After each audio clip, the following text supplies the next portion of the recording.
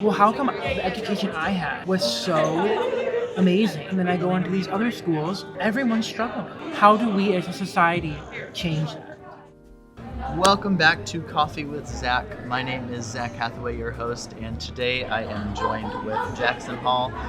This is going to be part of a multi-episode series. We don't really know how many there's going to be because we've got a lot of really powerful topics to talk about. So we might break this up in a couple of different ways for you. We're going to be talking about music, education, mental health, and some social issues. So stick around for that. Before we get started, make sure you follow us on Instagram. You know the Coffee with Zach handle, but Jackson, what's your Instagram? Yes, it is _Jackson Hall. All right, you heard it right there. Go follow Jackson. If you are listening on Apple Podcasts, we would really, really appreciate it if you left us a nice review. Not only does it help us out with the feedback, it also lets other people know what to listen to. So you're helping us and you're helping others.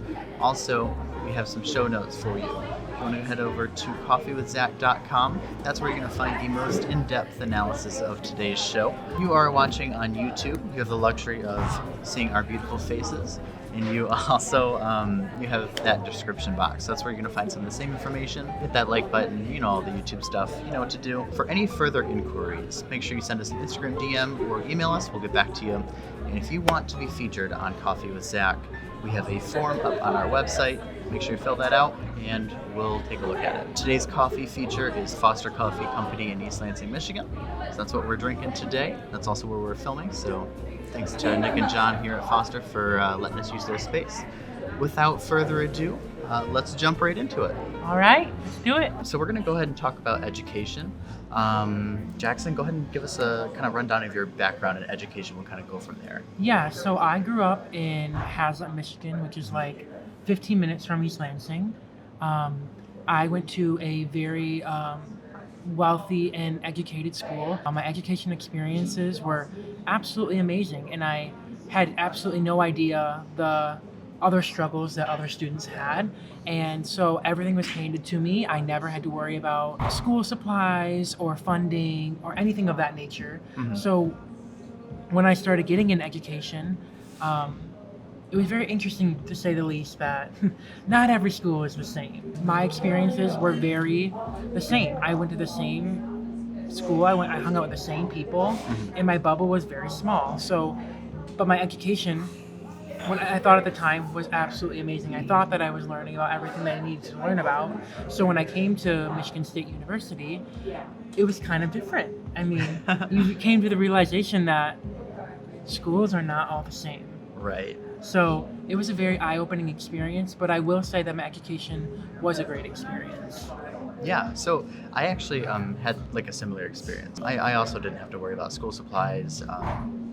Everything was somewhat well funded. I don't know if it was because of like wealth in the area, because I didn't live in like a super wealthy area or anything like that. But I mean, it was an okay school district. Yeah. Like there really weren't any problems. Coming to Michigan State, I mean, I was only here for really a couple of months, but I did notice like a huge culture shock and a huge absolutely. Difference in education as a whole. So. Well, yeah, and like, Yeah. I mean, just the difference in like dynamics, whether that you live in the city, whether you live like in the country, just like even those dynamics are completely different. Like I met so many people who like were like, yeah, I didn't even have the opportunity to take AP classes because we didn't have them. And like to me that was another culture shock, and I'm like, wait, what? Like you don't have those opportunities that I had? Or like, I mean, as like a theater kid and choir kid, like the amount of money and resources that we had to put on a musical and like do those things was drastically different than people who couldn't even put on a show because they didn't have the financial stability in order to do so. That is one thing I will say. I don't believe my school's theater and like choir program was super well funded. I know their musical every year they had to, I mean, they basically funded their musical out of ticket sales from the previous year. Yeah. So, I mean, there was no outside funding for that. Yeah. But I know there were definitely some shows they wanted to do that, I mean, they cost money. Oh yeah, So, I mean, rights to shows can cost thousands and thousands of dollars just to do the show, and that doesn't count for costumes set, choreography, all of those things. Yeah. Going to college and like really realizing that not everyone's story is the same and that your bubble is like your own bubble is a super interesting experience, and that bubble is popped when you come to college. Yeah. Once again, it's the privilege that certain schools and districts have that other schools don't. And with education, it is so unbalanced. It is just a whole unequal distribution of money and financial stability. So, Do you think it's systematic in a way? oh, absolutely. Yeah. Yeah. I mean, I would look at my school and dominantly white. I mean, everyone was mostly middle or upper class, and there were no struggles. I mean, it was just like you lived a certain way, you dressed a certain way, everyone drove a car. Like there was no differences. And then you drive down the street and you go to schools like Lansing, and like the financial stability is a lot different. And not everyone drives a car. Not everyone looks the same. Like not everyone dresses in the same type of clothes that everyone from my school dressed. And it was just like, how come there is a difference from like a 10-minute drive down the road? Like it, to me, was so weird to me. And like, once again, I was in this bubble where I knew no different and I had no idea what it was like on the outside. So like, it is. I mean, there's so many different struggles that students experience that like I never experienced solely based on those issues. Yeah, it's almost weird that it ended up that way, but at the same time, you said it's systematic. Oh yeah. I can say the same thing for Flint. Mm-hmm. That's only probably 10 minutes from where I live, and the areas are completely different. The people want the same thing. They just want an education. Well, Why? I mean, for a Why is while, that? I really struggled with that concept because as a future educator, I want all of my students to be equal, and I want all of my students to have the same opportunities. And society in today in general has, once again, categoric or put into a box of how students should be and what they should look like and how their education is. And going to different schools, I learned that. I learned so many things. Like, for instance, I worked at a school where my students, for one, didn't have a teacher. Their teacher had quit, and they had a different substitute teacher every single week. Oh, wow. Every week, they had a different person in their lives trying to educate them. Like that right there, that stability is no longer a thing. They don't have that same person. They don't have a daily schedule. Their teacher telling them like, well, we're going to do this today and have that. And they also like didn't have any resources. Like they didn't have the everyday calculators or books or colored pencils or anything of that nature. So when it came down to it, we would be doing math problems, and they couldn't even do the math problems because they didn't even have calculators. And then like, to me, that was like a culture shock, because for me, I had everything. My parents were able to give me everything. I never even thought about the ideas that students could not have a calculator. Because to me, that was normal. That was like a necessity that you didn't even have to think about. And then you go into other schools and you're like, wow, this is different. And this is not equal. This is not fair. And to me, I would leave very frustrated. Well, how come the education I had was so amazing and I didn't have to worry and I didn't have to struggle, and then I go into these other schools where it's everyone's struggling. And it's like, how do we as a society change that? How do we break the barrier of why more dominantly black schools have less money than schools with white? Why are we still continuing and letting that happen? And like, that's something that I really talked about and thought about in my classes while at Michigan State, and just discussed the concept of this segregation that's still continuing, that is just so heartbreaking. It's just, it's super frustrating. When do you think it's going to change? I don't know. I, as a future educator, am trying to break that barrier, and so are my colleagues that are also trying to be educators. And I feel like in the generation now, the generation of my age, that people are so more open to anything. There's no boxes anymore. There's no labels. And I feel like society is trying to just make everything equal and plan it out and just let everyone be the same. And not saying that everyone's the same, but just treating everyone with the same equal respect and kindness that everyone should be receiving. And I want all of my students to come into my classroom and feel that they are equally as important and respected as everyone else. And they should be able to have the resources that everyone else is having. And I just find it so empowering that we can do those things and hopefully make a difference. And I don't know the answer for when things will be equal, but I mean, I find it hopeful that we are moving up and that we're looking for change, and people are out there saying their truth and protesting for things that need to be happened. And I just find it super empowering. And I think, like I said, I don't know when that will happen. Yeah.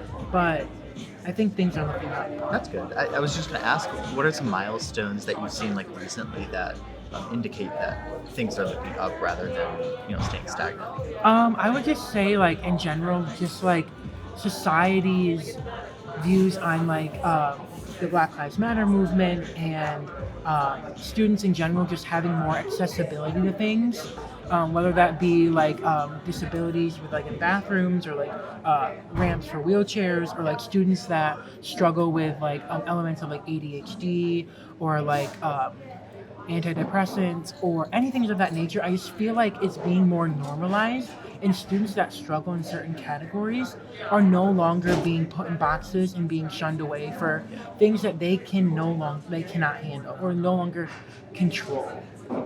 So I just feel like milestones in like that area where it's like we are no longer othering people and putting them outside of the box, and just truly trying to once again treat everyone equally and like love everyone. It's just a milestone in itself. Like there are lots of other issues, like would that be financially and like the amount of income schools receive, and that's something that is even a bigger umbrella term. Yeah. But just the milestones in people like accepting one another more and loving their students and just truly having an open atmosphere, I think is a milestone in itself. Yeah, absolutely. I definitely agree with the fact that over the years I noticed, over the years meaning like as I grew up in, I guess, modern day education system, I noticed that some of my friends who also had like things like ADHD, you mentioned that as an example. One friend in specific, I noticed that early on, he did get, labeled as like one of those other kids that teachers didn't really want to put up with, for lack of better terms. Absolutely. As we got into high school, and I think I don't even know how to put this, like kind of mellowed out in high school too. He started getting treated better by most of the staff. There were still some teachers who didn't really care as much, maybe. Yeah. But for the most part, he started getting treated better, treated more human. Yeah, and I agree with you. I feel like in today's world, the issues that students go through are a lot more valid and open, and people are talking about them now. Yeah. And it's not, let's keep this hush-hush, let's pretend that nothing's happening, when in reality, that affects down the line how your child reacts in a classroom and how they react in their future education. And I just feel like in society today that the world is just a lot more accepting of people's struggles and like children's struggles through school. School's not easy. It's something that's extremely difficult, and I don't think like it's just not like people give more respect towards it now. Yeah. And it's like a child goes through a lot, especially like growing, feelings, emotions, like the way that they interact between their families and their teachers is completely different. The way they act at home could be a wholly different person than they are at school, because there's this emotional whirlwind of trying to be someone that you want others to see you as, because you're terrified of what people are going to judge you as. And like especially in middle school, like everyone's like hormones and everything is all over the room, So it's like you just want to like make sure that you are representing the best person of yourself. And like so the fact that like when issues occur, they never wanted to talk about it because they're like, well, I can't ruin my image. I can't look this way, and I don't want my teachers to think me of this way or struggle in this certain scenario. So they held it in. Now in today's world, students are a lot more open about the way they feel and the way that they educate and study and learn, and teachers are way more vulnerable too in saying, well, I too struggle with this. Like, just because I'm a teacher doesn't mean I don't have issues too, you know? Like, and I think that teachers are people. Teachers are literally people. Like, and they have a life, they have problems, they like go through struggles. So I just feel like also in that sense, teachers have opened up themselves too. And I mean, I've witnessed that on hand. I've had teachers cry in front of me and talk about the struggles that they have experienced. Oh yeah. And to me, that opens a sense of vulnerability and like a connection with your students. And same for the other students. Like a student that cries to you or talks to you about something that's like they're struggling with or important is another form of opening it up and letting go and like realizing that school is not easy and that it's okay, you know? Yeah. Somebody that really comes to mind is my former band teacher in high school. He was very open and very approachable. Mm-hmm. He would have students in his office almost every morning crying about something, and I thought that was very different from most of the other teachers in the building. Yeah. Maybe it's just because band, and I'm sure you know.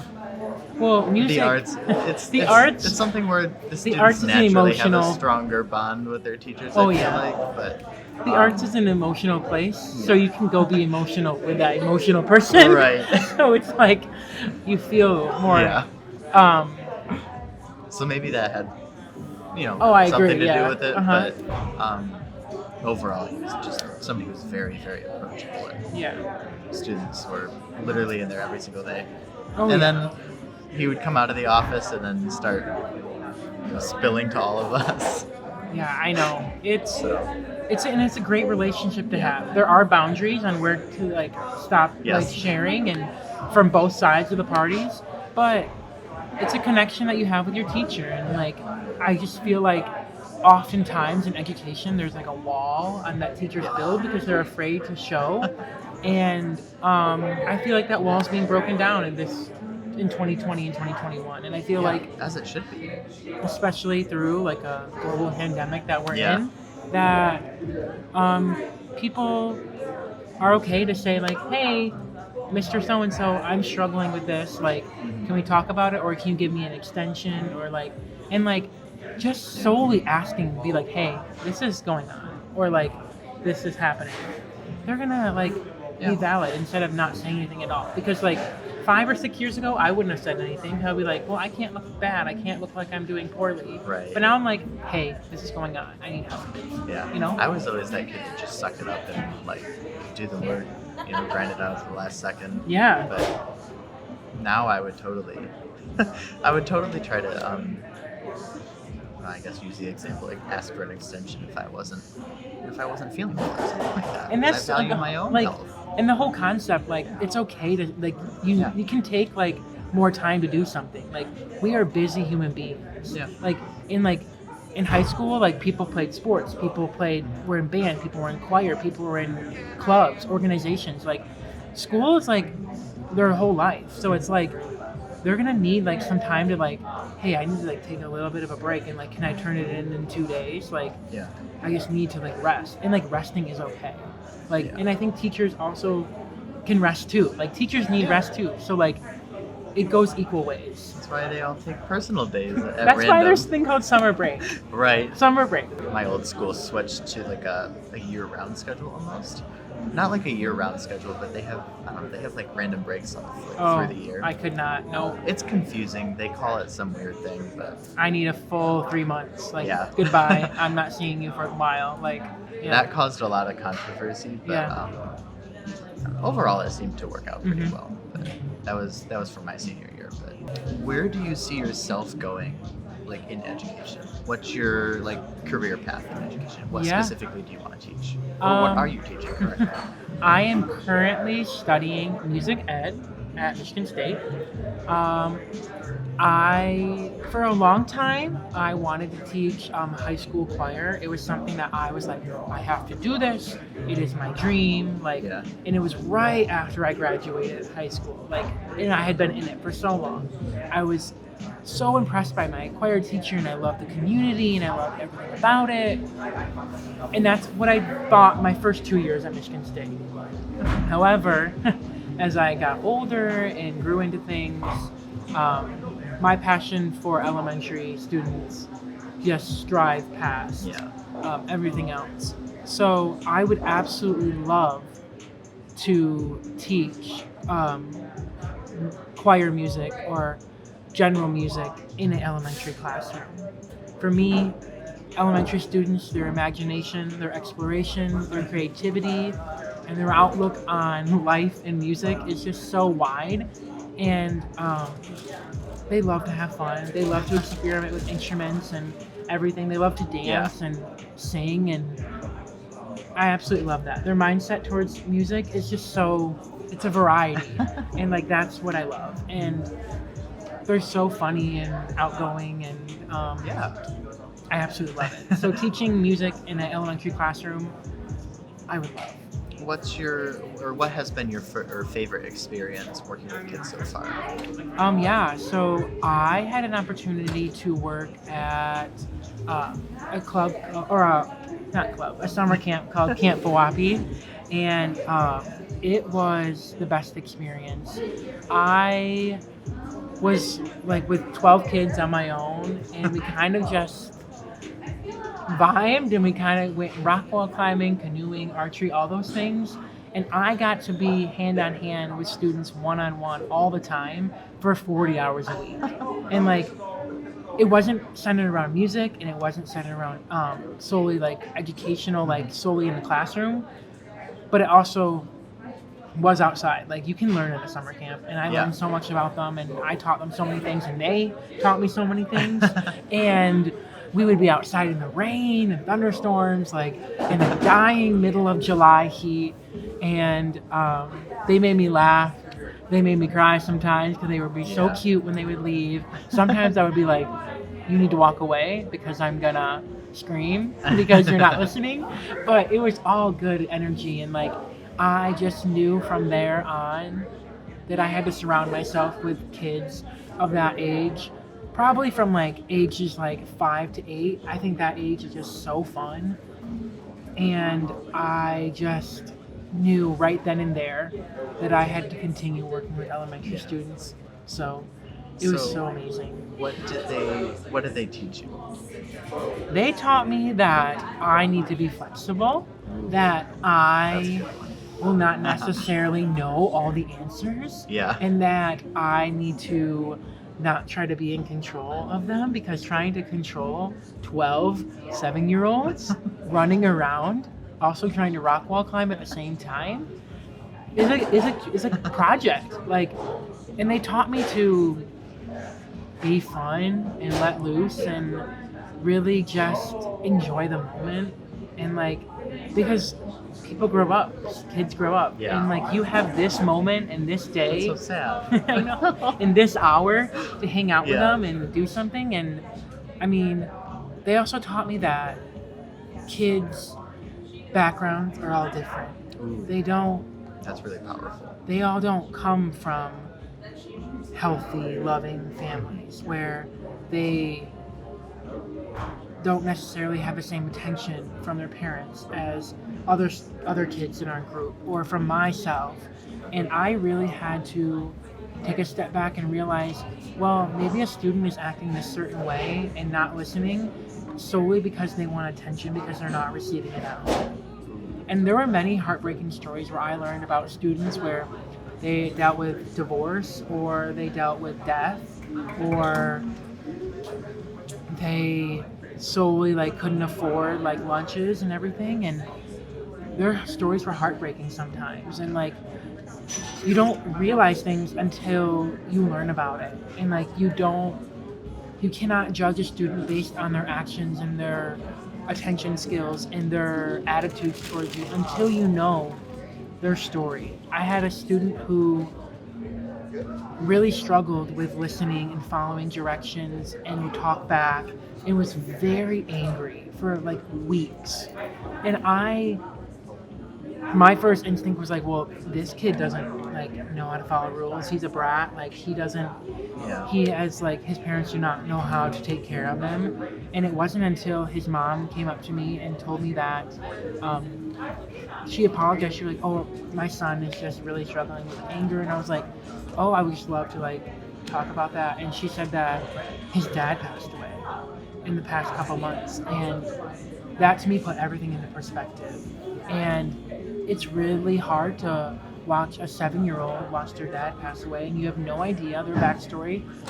You only know them from at camp. You don't know them outside of school.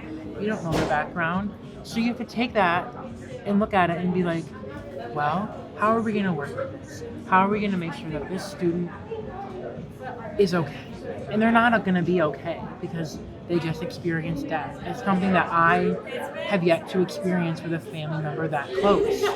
And how do we take that anger and talk it through? And there have been many situations where I would pull that kid aside and we would just walk. We would walk and he would talk to me about what he was angry about or talk about what his day was. And I mean, sometimes it would work and sometimes he would feel better and sometimes it wouldn't, and that was completely okay. But it's just really important for us as educators and as people with younger kids that work with younger kids to realize that everyone's background is different and like they have experienced trauma that we have not experienced.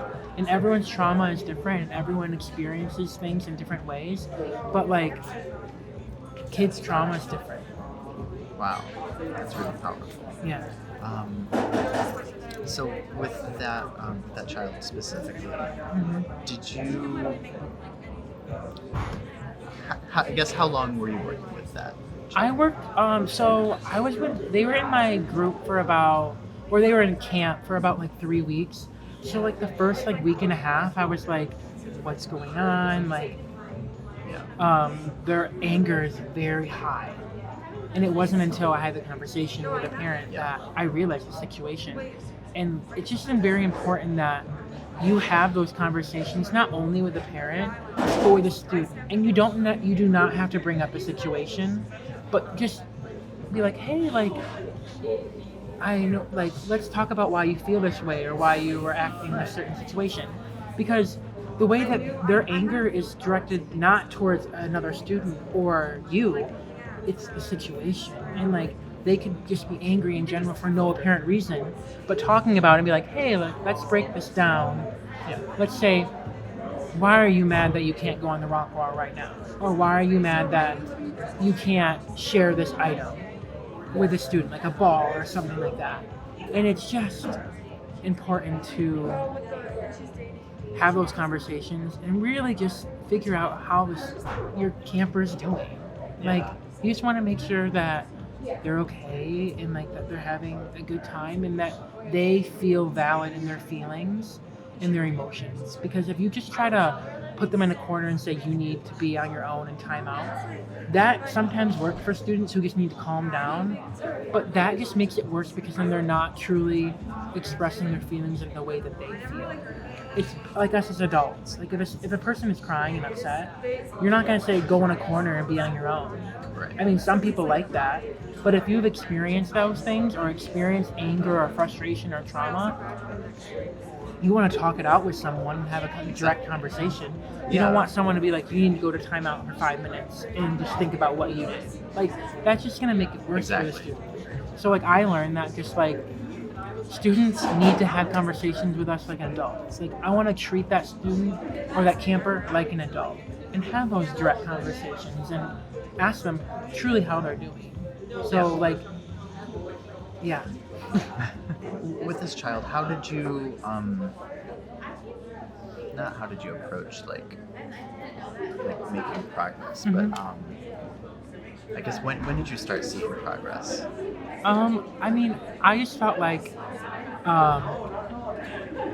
after having the conversation with his parent and just like overall and how to help the student, because parents know so much more about their kids than I do.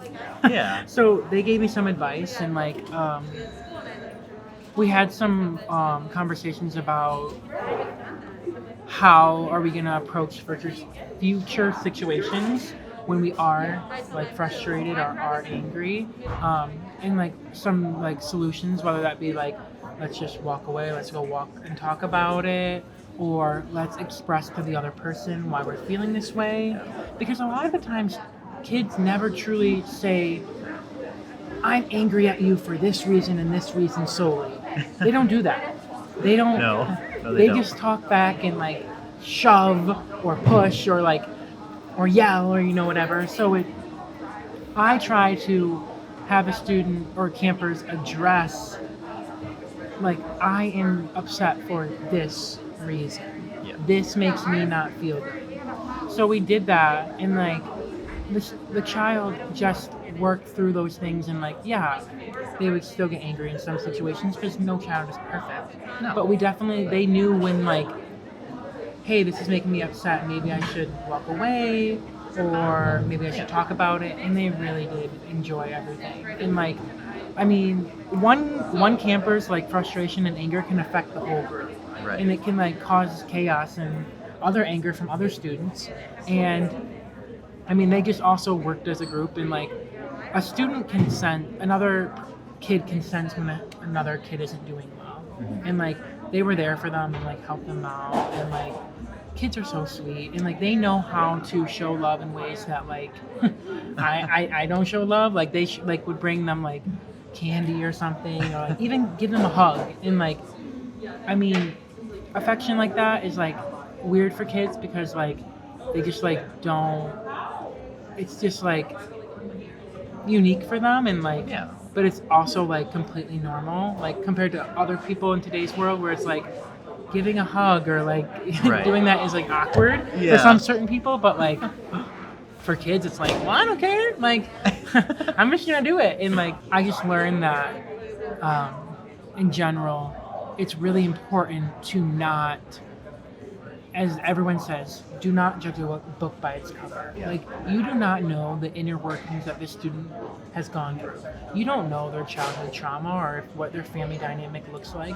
If they have a mom, if they have a dad, if they have two moms, two dads, if they have no Yeah. parents, You have if no they live with idea. their grandma or grandpa. Like, you don't know. So do not, like, solely, like, take their attitude or the way they behave towards you in that, like, that they're being disrespectful because they don't like me, or that they think that they are like more worthy of themselves than a counselor or anything or teacher.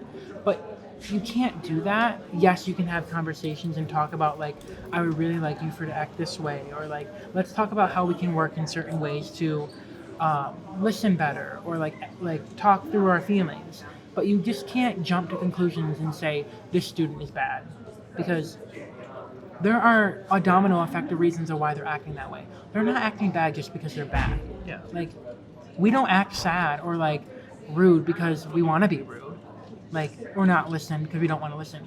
It comes from a variety of experiences in our life. So like, I mean, we as adults just need to take that into consideration with kids, because they too have experiences that we haven't experienced before.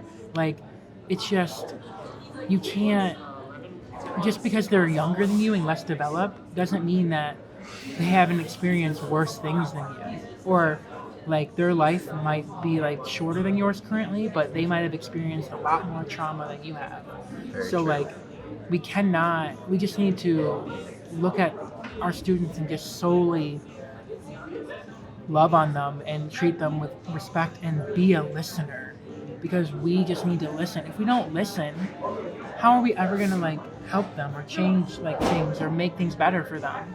Because sometimes they just want someone to listen to them and hear their side of things and say, well, Mr. Jackson, I don't like this because it makes me feel this way. And you say, okay, I hear you, I'm validating your feelings. And then they're automatically like feel a sense of, wow, someone's listening to me. Someone wants to, like, is like, are letting me be heard, be seen, and like that to me is so important. And like, I hope for like anyone that ever has kids or works with kids or anything, just is a listener, and they truly look at every perspective and try to Yeah. see each child in the best way possible. Yeah. So, teachers spend how many hours per day with students?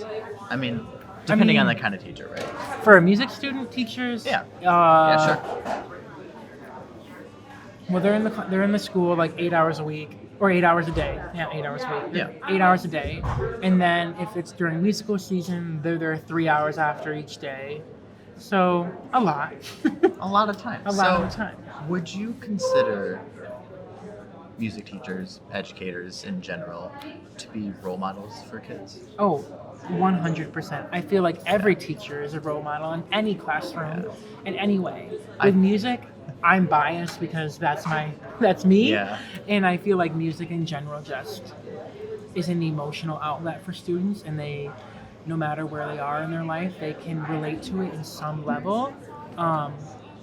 And that musical connection they have with the teacher and the student is a lot stronger in my viewpoint than like math or English. But everyone is different, and everyone's like more passionate about certain things. So, but yeah, they are role models. They are a role model. They are a teacher. They are a friend. They sometimes can be a therapist. They could be your driver to something. They could be your like second dad, and and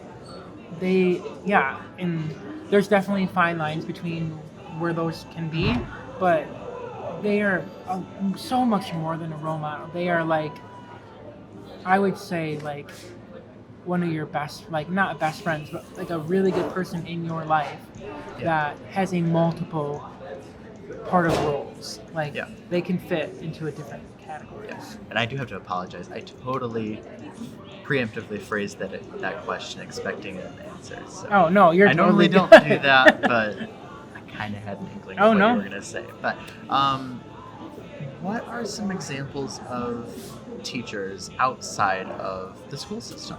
Because we've been talking a lot about the school system, but you don't have to be like working in a school to be a teacher, right? Oh yeah. Like, I mean, you were just talking about teaching at a summer or like a summer. Oh yeah. So. I mean, you could be a teacher in any outlet, in any club, or anything you're learning. Like I have learned so much from my friends that love to cook. They taught me so much. I have learned how to play sports, like, I mean, not that I'm very good, but I've learned to sing from my voice teachers. I have learned to ride a bike from my dad and rollerblade from my dad. Like, I've learned to tie my shoes. Like, there are so many things that, like, people can teach you. And, like, I know those are very, like, general terms, but I also have learned so much from my parents as how to be an adult and how to grow as a person. And like I would say, I mean, this is just me being a teacher, but I think that everyone's a teacher because every single person teaches you something new about yourself, about them, about how you react, how they react, and you learn something from every single friendship, relationship, existence. So it's like, I think everyone's a teacher. That's one of the reasons I started interviewing people, and now I hate the word. I've told you I hate the word. Yes, interview, you right? did. Absolutely despise it. Disgusts me. That's one of the reasons I started having these conversations with people. It's because I discovered that there is really something you can learn from everybody. Oh yeah. Everybody has something to offer the world, and I would argue that we're teaching people right now. We're producing something that could potentially teach someone something they didn't already know. Yeah. And when you think about it like that, that's really impactful. Oh, so 100%. I mean, you're absolutely right about that. I mean, everybody's a teacher. Everyone is a teacher. You might not want to be, and you might not like it, but you're a teacher. Yeah, and if you don't know what you're teaching, you better figure it out. Yeah. So. Yeah. So today's coffee feature is Foster Coffee Company in East Lansing, Michigan. They've got 3 locations in Michigan, Flint and Owasso also. So super special thanks to John and Nick for letting us use their space today. I got a rosemary orange latte. I got it iced because it's almost springtime. What did you get, Jackson? I got a honey lavender latte with oat milk iced, and it is literally So good. Yeah. If you like floral and you like Yes. honey, it is your go-to summer drink. It is so good. I drink it all the time. I get it every single time I come here in the summer. It is so good. Yeah. They've always been super awesome about letting us use their space for all of my crazy ideas.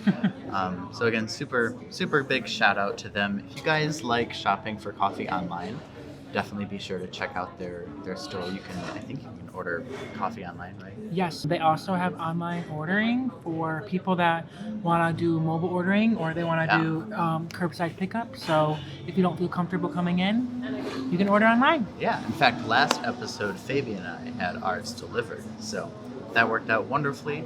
So if you happen to live nearby one of their locations, check it out. That and check out their Instagram. They have an awesome grid. So, yeah. Awesome. Where do you think you want to go in education? Where do you see yourself, let's say, in 10 years? 10 5 years? 5 years? Okay. Yeah. I mean, I've grown up in Michigan my whole life. I am ready to go. Yeah. I feel that. I am a city rat. Like, I love the big city. I love everything about it. I love the chaos. I love the fast moving things. I love the diversity, everything about it. In 5 years, I would love to be in Chicago. That is my dream.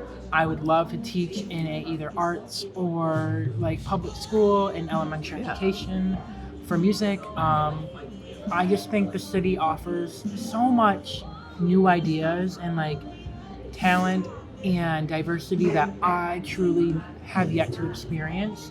Yeah. I mean, me staying here and me potentially working at a school that I know everything about, it's just not beneficial towards me growing as a person. So I would love to be in the Windy City and Yeah. That's fun. What are you looking forward to most about moving to Chicago?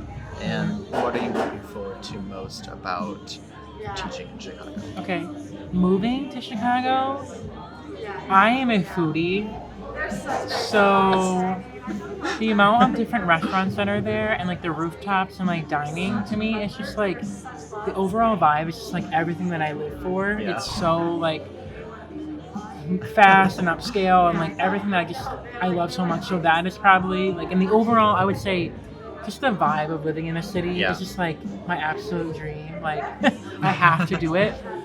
Teaching wise, I'm just excited to meet new people and like meet parents and meet people who teach me new things and like be like, well, Mr. Jackson, we do this in Chicago. Like this is how we do things. And I'm like, okay, let's try it. Let's do it. Because I love to learn new things and like be like, okay, let's do it. Like I'm just so excited for like that aspect and like I just love. I want to see like how people from Chicago make music.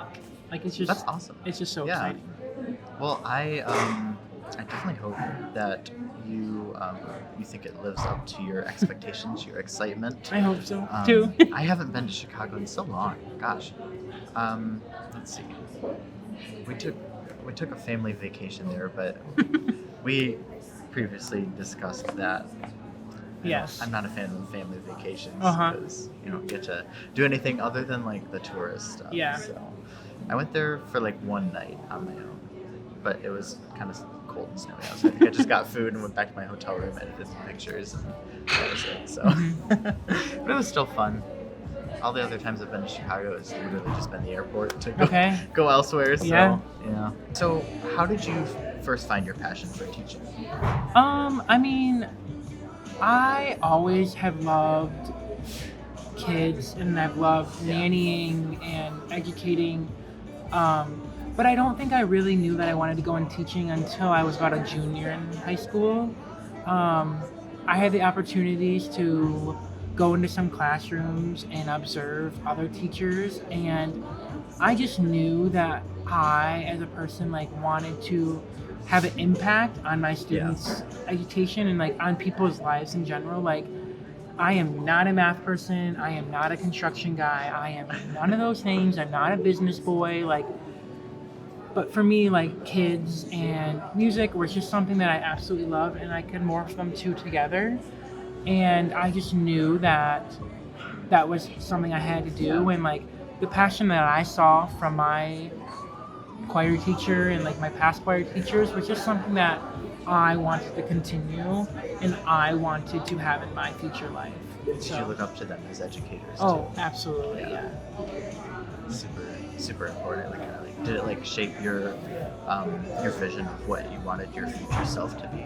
Or I mean, I would say shaped into how I wanted my students in classroom to feel. I still don't think I knew at the time the type of person or teacher that I wanted to be.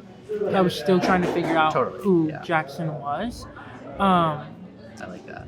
But I definitely feel like I knew like, well, this is what I want. This is how I want my classroom to be run.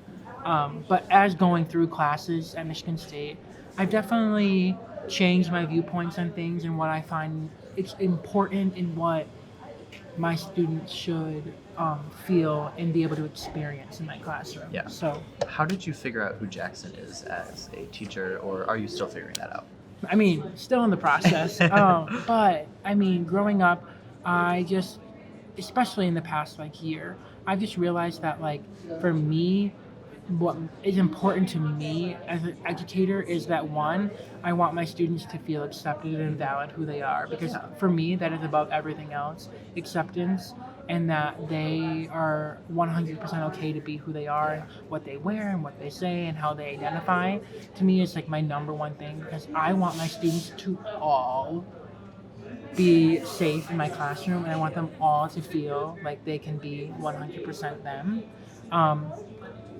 And I also want them to be educated in the things that we talk about in the world around us and be educated in the music that they are singing about and like opening their eyes to a variety of composers and performers and songs and not just sticking with the box of like the classical things that every choir sings. And that's also great. Like it's great to educate them on those things.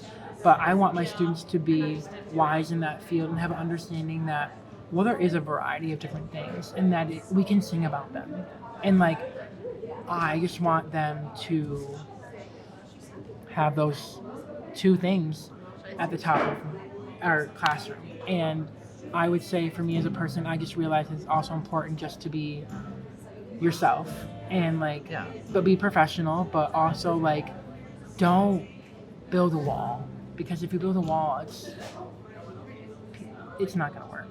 So I just realized that like through finding me and like who I am, that it's okay to just let go in certain situations and be who you are and let your students into a little bit of your life. Yeah. Where are some of those boundaries? Where do some of those boundaries lie? Yeah. I definitely feel like there is an extent of background information about like you and your family and friends and everything like that. I think is more to be kept at home. Like you can talk about like your family or your kids, but that's up to you as a teacher. I would say like your relationship life and your background with your friends and like what you did over the weekend, you don't need to necessarily talk about. It's great to talk about your experiences and how you overcame things and like what you endured as a musician or educator, but it's important to not say too much, because your kids don't need to know every single detail about your whole entire life.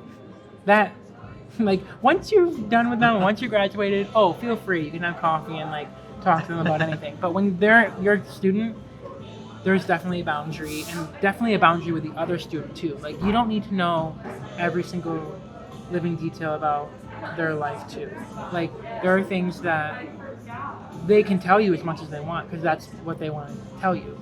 But you also need to make sure that you don't become super invested in like all of that. Like in choir, there can be lots of drama between students and who gets what part and who's singing what thing. And it's very important that you just stay back and be the teacher and don't be the facilitator of the drama. Because that can happen a lot of times. But yeah, I mean, it's important to just keep a boundary, but you can let them in. but you don't have to let them Yeah. stay over, you know? Like, they can hang out, they can visit, but then you're like, I like okay, that. That was bye, funny. you can go. Yeah. Hey, bye. You can go. Yeah, in the best way. Yeah.